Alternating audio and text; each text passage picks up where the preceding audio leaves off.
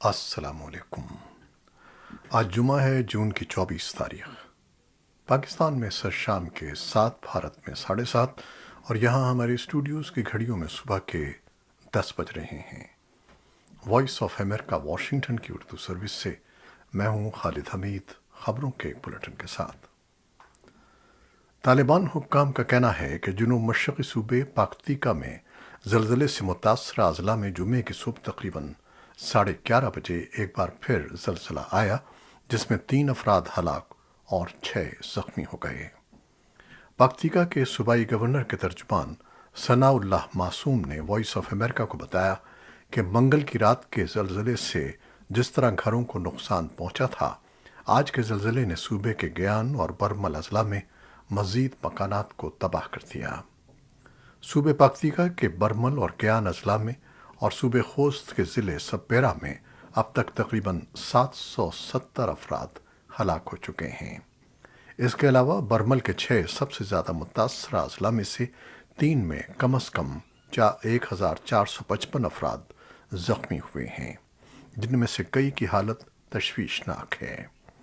مزید برآں صوبے پاکتیکا کے گیان ضلع میں تقریباً 1500 گھروں کے تباہ ہونے یا نقصان کی تصدیق کی گئی ہے۔ خبر رساں ایجنسی ایسوسی ایٹڈ پریس کے مطابق زلزلے سے متاثرہ افغانستان کے لیے عالمی برادری میں سب سے پہلے ایران کی جانب سے جمعرات کو امدادی سامان پہنچایا گیا۔ خوست صوبے میں ایرانی فوج کے 2 جہازوں کی مدد سے یہ امدادی پیکج پہنچا، جس میں 600 خیمے، 800 کمبل اور ادویات کے علاوہ ایرانی ہلال احمر تنظیم کے ورکرز اور ڈاکٹرز بھی افغانستان پہنچے ہیں۔ افغانستان میں پاکستان کے سفیر کا کہنا ہے کہ الخدمت فاؤنڈیشن نے زلزلہ متاثرین کے لیے امدادی سامان کے 5 ٹرک افغان قونصلیٹ کراچی کے حوالے کیے ہیں۔ پاکستان کی دیگر امدادی تنظیمیں بھی متاثرہ علاقوں میں ضروری اشیاء فراہم کرنے کے انتظامات کر رہی ہیں۔ وزیر اعظم پاکستان شہباز شریف نے گزشتہ شام طالبان کے وزیر اعظم ملا محمد حسن اخوند سے ٹیلی فون پر بات چیت کی اور انہوں نے افسوس کا اظہار کیا اور زلزلے سے متاثرہ افراد کی مدد کا وعدہ کیا۔ اقوام متحدہ کے عالمی ادارے برائے خوراک نے افغانستان میں تباہ کن زلزلے کے بعد ملک کے لیے 170 میٹرک ٹن خوراک کی امداد پہنچائی ہے۔ خبر رساں ادارے اے پی کے مطابق جمعرات کو 18 ٹرکوں پر مشتمل امدادی قافلہ کابل سے پاکتیکا صوبے کی طرف روانہ ہوا۔ عالمی ادارے برائے خوراک کی ترجمان شیلی ٹھاکرل نے برطانوی نشریاتی ادارے اسکائی کو دیے گئے ایک انٹرویو میں بتایا کہ اس تباہی کے بعد پینے کے صاف پانی کے علاوہ ایمرجنسی اور میڈیکل سپلائز سب سے زیادہ اہم ہیں۔ افغانستان کے لیے یورپی یونین کے خصوصی ایلچی تھامس نکلسن کا کہنا ہے کہ یورپی یونین نے افغانستان میں حالیہ زلزلے کے متاثرین کے لیے 1 ملین یورو کی امداد تیار کی ہے۔ یونیسیف کی طرف سے بھی ضلع گیان اور پاکتیکا میں ہنگامی سامان پہنچ رہا ہے۔ افغان حکومت نے جمعرات کو کہا کہ تائیوان حالیہ زلزلے سے متاثرہ افغانوں کے لیے $10 لاکھ کا عطیہ دے گا۔ ابوظہبی کے صدر شیخ محمد بن زید ال نہیان نے زلزلے سے متاثرہ افغانوں کی مدد کے لیے ہنگامی انسانی بنیادوں پر فضا سے امداد پہنچانے کا حکم دیا ہے، جس کے ذریعے جنوب مشرقی افغانستان کے خوست اور پاکتیکا صوبوں میں زلزلے کے متاثرین کی مدد کے لیے کھانے کے پارسل، طبی سامان، ایک طبی ٹیم اور ایک عارضی ہسپتال فراہم کیا جائے گا۔ طالبان کی وزارت خارجہ نے بھارتی حکومت کی طرف سے سفارتکاروں اور تکنیکی ٹیم کی کابل میں اپنے سفارت خانے میں واپسی کے فیصلے کا خیر مقدم کیا ہے۔ دفتر خارجہ کے ترجمان عبدالقہار بلخی نے کہا کہ IEA افغان عوام کے ساتھ اپنے تعلقات اور ان کی انسانی امداد کو جاری رکھنے کے لیے ہندوستان کے اس فیصلے کا خیر مقدم کرتی ہے۔ اسی دوران بھارت کے دفتر خارجہ نے ایک بیان میں کہا کہ ایک بھارتی تکنیکی ٹیم آج کابل پہنچی ہے اور اسے وہاں ہمارے سفارت خانے میں تعینات کیا گیا ہے۔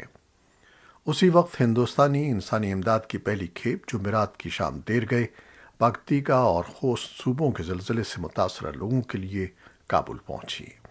ہندوستان نے کل 25 ٹن انسانی امداد فراہم کی ہے۔ حکومت پاکستان نے بڑی صنعتوں پر 10% سپر ٹیکس اور سالانہ 15 کروڑ روپے سے زائد آمدنی والے افراد اور کمپنیوں پر اضافی ٹیکس لگانے کا اعلان کیا ہے۔ حکومتی اعلان کے بعد اسٹاک مارکیٹ میں شدید مندی دیکھی جا رہی ہے۔ تجزیہ کاروں کا کہنا ہے کہ اس فیصلے سے ملک کی صنعتیں مزید دباؤ میں آ جائیں گی، کیونکہ پاکستان کی معیشت میں ان صنعتوں سے منسلک مارکیٹ پر اثر پڑے گا اور پاکستانی عوام کی مشکلات میں مزید اضافہ ہوگا۔ اسلام آباد میں جمعے کو اقتصادی ٹیم کے اجلاس کے بعد گفتگو کرتے ہوئے وزیر اعظم شہباز شریف نے کہا کہ سیمنٹ، اسٹیل اور شوگر انڈسٹری پر 10% سپر ٹیکس لگایا جائے گا۔ وزیر خزانہ مفتاح اسماعیل نے بھی حکومت کی جانب سے عائد کردہ نئے ٹیکسوں کی تفصیل قومی اسمبلی کے اجلاس کے دوران بتائی۔ کالعدم شدت پسند تنظیم تحریک طالبان پاکستان نے وفاقی وزیر داخلہ رانا ثناء اللہ کے اس بیان پر سخت افسوس کا اظہار کیا ہے جس میں انہوں نے طالبان کے ساتھ مذاکرات اور معاہدوں کے لیے پارلیمان کو اعتماد میں لینے اور طالبان کے قبائلی علاقوں کی سابقہ حیثیت کی بحالی اور وہاں سے افواج کو نکالنے کے مطالبات کو مسترد کر دیا ہے۔ کالعدم تنظیم نے مذاکرات کے بعد تعطل یا خاتمے پر ملک بھر میں پرتشدد کارروائیاں دوبارہ شروع کرنے کی دھمکی بھی دی ہے۔ ابھی تک وفاقی یا صوبائی حکومت یا فوج کی جانب سے کالعدم شدت پسند تنظیم تحریک طالبان پاکستان کے اس سخت بیان پر کسی قسم کے رد عمل کا اظہار سامنے نہیں آیا ہے۔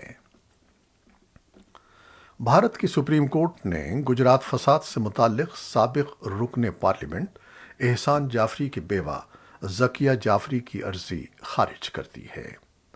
عرضی میں اس وقت کے گجرات کے وزیر اعلیٰ نریندر مودی کو فساد کے الزام سے بری کرنے والی خصوصی تفتیشی ٹیم کی رپورٹ کو چیلنج کیا گیا تھا۔ عدالتی بینچ نے یہ کہتے ہوئے درخواست مسترد کی کہ کوئی شواہد پیش نہیں کیے گئے۔ 27 فروری سن 2002 کو ایودھیا سے آنے والی سابرمتی ایکسپریس کے ایک ڈبے میں گودھرا ریلوے اسٹیشن پر آتش زدگی کے بعد جس میں 59 افراد ہلاک ہوئے تھے، فساد شروع ہو گیا تھا۔ 28 فروری کو احمد آباد میں واقع مسلمانوں کے ایک رہائشی کمپلیکس گلبرگ سوسائٹی پر فسادیوں نے حملہ کیا، جس میں کانگریس کے سابق رکن پارلیمنٹ احسان جعفری سمیت 68 افراد ہلاک ہو گئے تھے، جبکہ فسادات کے دوران سرکاری رپورٹ کے مطابق 1000 اور غیر سرکاری رپورٹ کے مطابق 2000 مسلمان مارے گئے تھے۔ ذکیہ جعفری نے عدالت میں اپیل دائر کر کے احسان جعفری اور دیگر ہلاک شدگان کے لیے انصاف کا مطالبہ کیا تھا۔ انہوں نے اس وقت کے وزیر اعلیٰ نریندر مودی کو بھی ملزم بنایا تھا، لیکن سپریم کورٹ کے حکم پر قائم ایس آئی ٹی نے اپنی رپورٹ میں نریندر مودی کو کلین چٹ دے دی تھی۔ اس معاملے میں بی جے پی اور نریندر مودی کا یہ موقف رہا ہے کہ ان پر عائد الزامات ثابت نہیں ہو سکے ہیں اور عدالتوں نے انہیں تمام الزامات سے بری کر دیا ہے۔ یوکرین کے ایک فوجی رہنما نے کہا ہے کہ محاصرے میں لیے گئے شہر سیورو دونیٹس سے یوکرینی افواج واپس نکل جائیں گی۔ انہوں نے مزید کہا کہ اس مشرقی شہر پر قبضہ جاری رکھنا کوئی معنی نہیں رکھتا جو کئی مہینوں سے روسی افواج کے مسلسل حملوں کی زد میں ہیں۔ ادھر یورپی پارلیمنٹ نے جمعرات کو بھاری اکثریت سے یوکرین کو یورپی یونین کے امیدوار کا درجہ دینے کے لیے ووٹ دیا۔ اس اقدام سے یوکرین مغربی اتحادیوں کے اور قریب آ گیا ہے جو اسے روس کے 4 ماہ پہلے کیے جانے والے حملے کا مقابلہ کرنے میں مدد کے لیے بھاری مقدار میں اسلحہ فراہم کر رہے ہیں۔ یہ ووٹ اس وقت سامنے آیا جب امریکہ نے کہا کہ وہ یوکرین کو مزید $450 ملین کی فوجی امداد بھیج رہا ہے، جس میں درمیانی فاصلے کے کچھ اضافی راکٹ سسٹم بھی شامل ہیں۔ یہ امداد ایک ہفتہ قبل اعلان کردہ $1 بلین کی امداد کے علاوہ ہے۔ 27 رکنی یورپی یونین بلاک میں شامل ہونے کے لیے امیدوار ملکوں کو سیاسی اور اقتصادی اصلاحات کا ایک سلسلہ مکمل کرنے کی ضرورت ہوتی ہے۔ یورپی کمیشن کے صدر ارسلا وان دیر لیئن نے کہا کہ کہ یوکرین نے پہلے ہی یورپی یونین کے تقریباً 70% قوانین، اصول اور معیار نافذ کر دیے ہیں۔ انہوں نے کہا کہ تاہم قانون کی حکمرانی اور بنیادی حقوق کے شعبوں میں بہت کچھ کرنے کی ضرورت ہے۔ سفارتکاروں کا کہنا ہے کہ اس عمل کو مکمل ہونے میں ایک دہائی لگ سکتی ہے۔ بلاک کے خارجہ پالیسی کے سربراہ جوزف بوریل نے کہا کہ یوکرین کا مستقبل یورپی یونین کے ساتھ ہے۔ ان کا کہنا تھا کہ آج ایک طویل سفر کا آغاز ہوا ہے جسے ہم ساتھ مل کر طے کریں گے۔ یوکرین کے صدر ولادیمیر زیلنسکی نے یوکرین کو رکنیت کا امیدوار بنانے کے یورپی یونین کے فیصلے کا شکریہ ادا کیا ہے۔ انہوں نے کہا کہ آپ نے ہمارے ملک کی آزادی کے 30 سالوں میں یوکرین کے لیے سب سے اہم فیصلوں میں سے ایک کو اپنایا ہے، تاہم مجھے یقین ہے کہ یہ فیصلہ یوکرین کے لیے نہیں ہے۔ یہ یورپ کو مضبوط بنانے کی طرف بھی سب سے بڑا قدم ہے جو ابھی اٹھایا جا سکتا ہے، جب روسی جنگ آزادی اور اتحاد کو برقرار رکھنے کی ہماری صلاحیت کو جانچ رہی ہے۔ برطانوی وزیر اعظم بورس جانسن نے جمعرات کے روز کہا کہ برطانیہ یوکرین کے جنوبی ساحل کے قریب مائننگ اور آپریشنز میں مدد کے لیے تیار ہے اور وہ ملک میں پھنسوں لاکھوں ٹن اناج کو منتقل کرنے کے لیے بحری جہازوں کو انشورنس کی پیشکش پر غور کر رہا ہے۔ روس کے 24 فروری کو یوکرین پر حملے اور اس کی بحیرہ اسود کی بندرگاہوں کی ناکہ بندی نے ذخیرہ شدہ 20 ملین ٹن سے زیادہ اناج کو برآمد کرنے سے روک رکھا ہے۔ امریکی سینٹ نے اسلحے کے تشدد سے متعلق بل کے حق میں 65 اور مخالفت میں 33 ووٹوں کے ساتھ منظوری دے دی ہے۔ حالیہ مہینوں میں ملک میں بڑے پیمانے پر فائرنگ کے متعدد واقعات کے بعد یہ بل پیش کیا گیا تھا۔ جمعرات کو سینٹ کی منظوری کانگریس کی حتمی منظوری کا راستہ ہموار کرتی ہے۔ ایوان نمائندگان نے آج جمعے کو ووٹ ڈالنے کا منصوبہ بنایا ہے۔ سیرین آبزرویٹری فار ہیومن رائٹس کے مطابق اسلامک اسٹیٹ گروپ یا داعش نے مشرقی شام میں ایک ہی دن میں حکومت کے حامی 9 جنگجوؤں کو ہلاک کر دیا ہے۔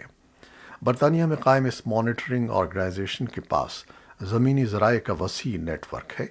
یہ 9 افراد 29 شامی فوجیوں اور اتحادی جنگجوؤں میں شامل تھے جو اس ہفتے کے دوران IS کے حملوں میں مارے گئے ہیں۔ یہ تھی وہ خبریں جو فیس بک لائیو پر ہم نے آپ کے لیے پیش کی۔ ہماری ویب سائٹ، یوٹیوب اور پوڈ کاسٹ پر یہ بلیٹن آپ کے لیے پوسٹ کر دیا جاتا ہے۔ آپ ہمارے بلیٹن کو شیئر کرتے ہیں اور اپنے کمنٹس میں اپنی محبتوں اور دعاؤں کا اظہار کرتے ہیں، جس کے لیے ہم آپ کے بے حد مشکور ہیں۔ اپنی ان محبتوں کا سلسلہ جاری رکھیے گا۔ خالد حمید کو اب اجازت دیجیے گا۔ اللہ حافظ۔